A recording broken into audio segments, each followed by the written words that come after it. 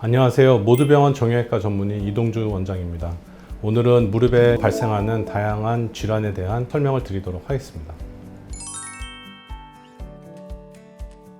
무릎의 통증의 원인은 다양합니다. 사용량이 많아도 문제가 될 수도 있고 쪼그림이 많아도 문제가 될 수도 있고 여러 가지 무릎에 자극이 되면은 염증이 생기면서 무릎에 통증을 일으키게 되는데요.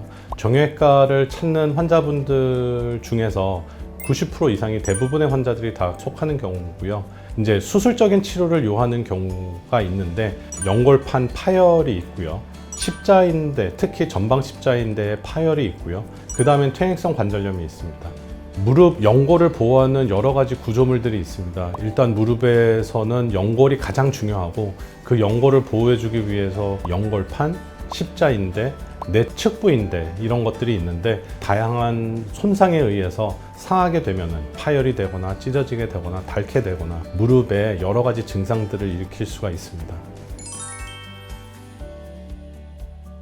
무릎의 연골판 파열 같은 경우에는 대부분의 경우가 사용량이 많아서 닳아있던 연골판에 무리가 가해지면서 퇴행성 파열이 되는 경우가 대부분이고 아주 급격한 손상이 가해지면서 생기는 급성 파열도 있습니다. 연골판이 찢어지게 되면은 대표적인 증상이 가만히 있을 때는 별로 증상이 없는데 걸어 다니기만 하면 무릎이 아프다. 계단을 내려갈 때 아프다. 쪼그릴 때 아프다. 할 때는 연골판 파열에 대한 질환들을 의심을 한번 해봐야 됩니다. 십자인대 파열 같은 경우에는 과격한 운동, 특히 축구나 등등의 운동들을 하면서 손상이 오면서 전방 십자인대가 파열되는 경우가 있는데 전방 십자인대가 파열이 되면은 하루 이틀 정도 지나면서 슬슬 붓기 시작합니다. 디딜 때 통증은 별로 없는데 무릎에 왠지 힘이 없고 무릎이 자주 꺾이는 듯한 증상이 나올 수가 있습니다. 퇴행성 관절염은 사용량에 따라서 무릎을 쓰기만 하면은 무릎이 붓고 아프고 하는 증상이 있을 수 있습니다. 연골판 파열이나 전방 십자인대 파열 같은 경우에 치료 방법은 수술적인 방법밖에 없는데요.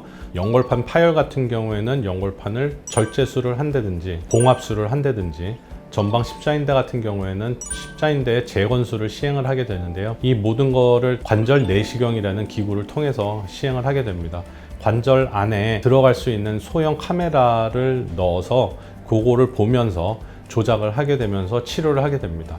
상처 부위도 적고 신체에 가해지는 자극 자체가 적기 때문에 회복도 비교적 빠르고 굉장히 간단하게 수술할 수 있는 치료 방법이기 때문에 무릎의 많은 질환들에 대해서 이 방법을 통해서 수술을 진행을 하고 있습니다. 무릎에서 생길 수 있는 다양한 질환에 대해서 알아봤습니다. 무릎을 다쳤거나 무리했거나 했을 때 나올 수 있는 여러 가지 증상들이 있을 때 가까운 병원을 찾으셔서 진단받고 치료를 받도록 권해드리겠습니다.